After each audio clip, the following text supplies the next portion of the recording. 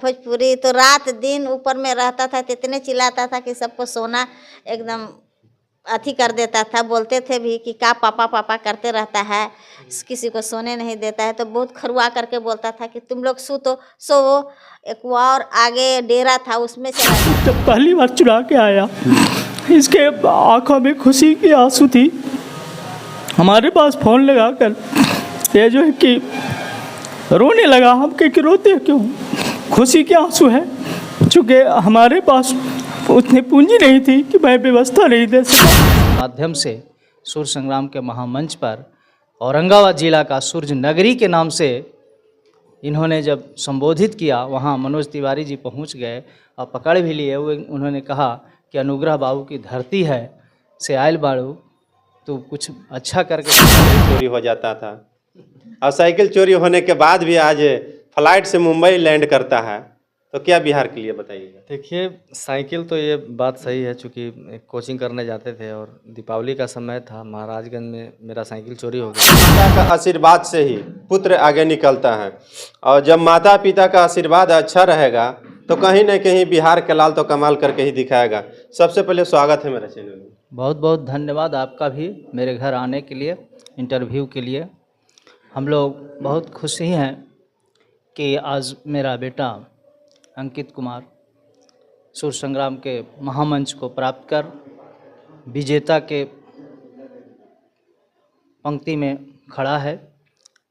हम पूरे बिहार वासियों से आग्रह करेंगे, खासकर औरंगाबाद जिला के, कि जब यह महामंच को प्राप्त किया उस समय बिहार में इन्होंने अपना नाम जो है कि बताया, सूर्य नगरी देव के नाम लेकर के। ये सबसे बड़ी जिला का उपलब्धि है औरंगाबाद जिला का। मैं चाहूँगा कि औरंगाबाद जिला के सभी नागरिक, सभी जनता इसको आगे बढ़ाएं। यही शुभकामना के साथ मैं अपने वाणी को विराम दूं। सर, आप कहीं ना कहीं एक टीचर हैं, और टीचर वो टीचर हैं जो बच्चों का भविष्य संवारते हैं, प्रतिभा को निखारते हैं। लेकिन आपके ऐसा मन में क्यों लगा कि मास्टर के बेटा मास्टर और डॉक्टर न बन के एक गायक बन गया, और उस प्रतिभा को आप लोग ने कैसे सपोर्ट किया ताकि आज अंकित जी यहाँ मंच पर पहुँचे और पूरे बिहार का नाम रोशन किए?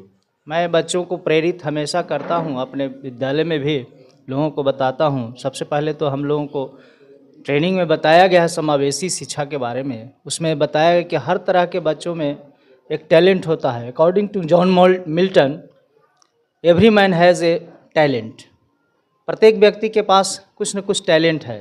तो सबसे पहले हमें बच्चों को मूल्यांकन करना है कि बच्चा में आखिर कहाँ तक इसकी पहुँच है, ये क्या रुचि रखता है, किस में इंटरेस्ट रखता है, किस विषय में यह जानना चाहता है। तो जो हम कहेंगे कि जो जिसमें उसका टैलेंट हो, रुचि हो, इंटरेस्ट जगे, उसको आगे बढ़ने देना चाहिए, उसमें बढ़ावा देना चाहिए कि ताकि वो अच्छा करे।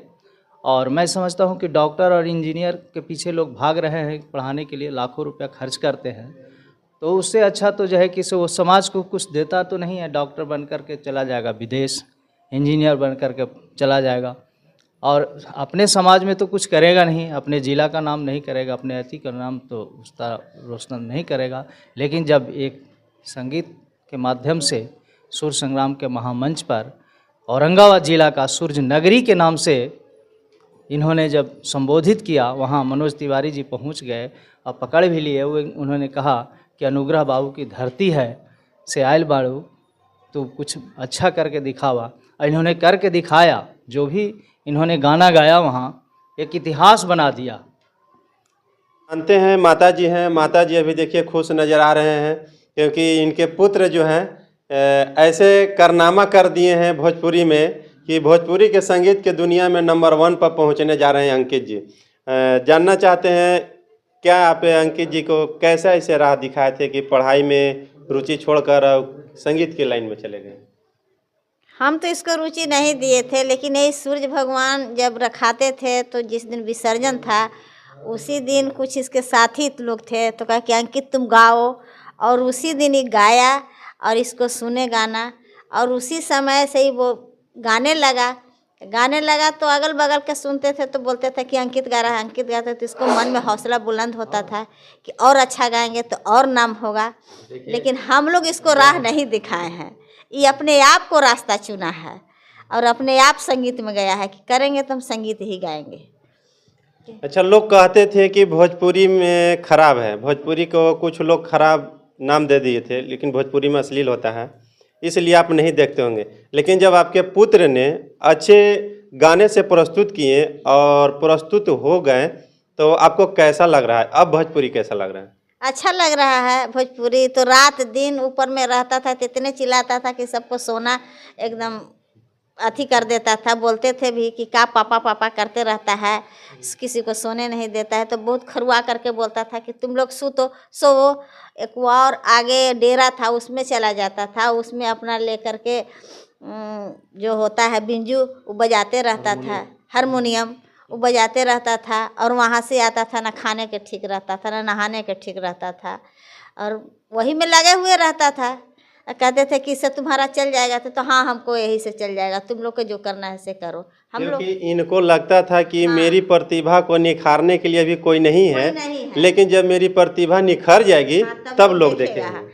तो अब बहुत खुशी होता है, लगता है कि हाँ कुछ किया। अच्छा, हम लास्ट एक से सवाल पूछना चाहते हैं आपसे अंकित जी।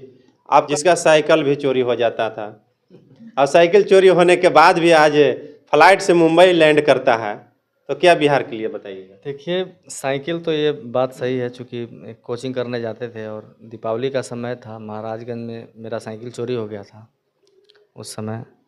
और संगीत से मेरा शुरू से ही लगाव था, चूँकि मैट्रिक में मुझे जब छात्रवृत्ति मिली थी 10,000 रुपया प्रोत्साहन राशि, चूँकि फर्स्ट में आया था तो 10,000 मिला था, उससे मैंने हारमोनियम खरीदी थी। फिर साइकिल नहीं खरीदे, डर हो गया कि चोरी होगा। हाँ, वही हारमोनियम खरीदे थे, वही हारमोनियम से रियाज करने लगे। हमारे भाई साथ में है गया राज जी, इनका भी योगदान रहा है, क्योंकि इनके ही कार्यक्रम से, ऑर्गेनाइजर है औरंगाबाद के, और इनके ही कार्यक्रम से मुझे प्रोत्साहन मिलता गया कि मैं मंच करूँ। तो गया भैया का भी योगदान है इसमें।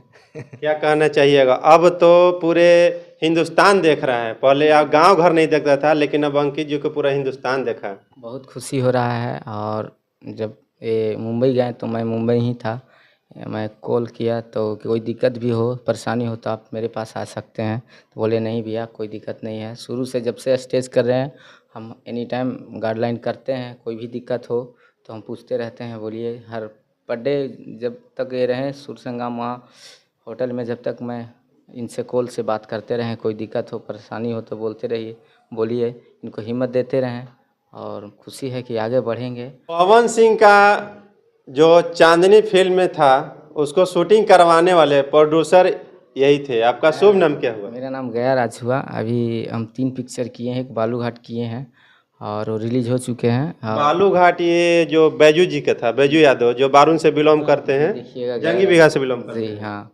और दूसरा पिक्चर मचकिल गद्दर प्यार में किए हैं मनोज आर पांडे, उसमें हीरो हैं चिंटू पांडे का चचा जी, जो पिक्चर सुर संगम में जो एंकरिंग कर रहे थे उनका चचा हैं। और दूसरा पिक्चर चांदनी किए हैं पवन सिंह का। और तीसरा अभी हम लोग शूटिंग पे करने जा रहे हैं जिसमें अंकित भी जाएंगे। और आज वही खुशी के लिए आज मैसेज देने आए थे।